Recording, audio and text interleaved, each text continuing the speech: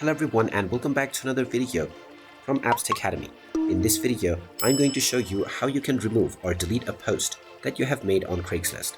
So let's get started right away.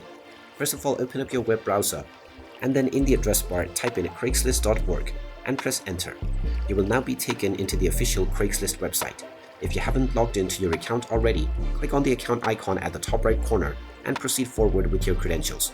Once you are logged in and taken into the home page, if you wish to delete a post that you have made, click on Account once again at the top right. You will then see all of your most recent posts. You can click on All Postings to see the postings that you have made. Once you find the post that you wish to delete, you can click on the Delete button underneath Manage. This will then directly be deleted from your account. If you change your mind, then you can click on Undelete this posting right away, and it will be undeleted and added back to your list of active posts. And you can do this with as many number of posts that you have made. And there you have it. That is how easy it is to remove or delete your Craigslist post. If you find this video helpful, make sure you hit that like button and subscribe to our channel if you haven't done so already. Also ring that notification bell to never miss another update from us. Thank you for watching and I will see you again in the next video.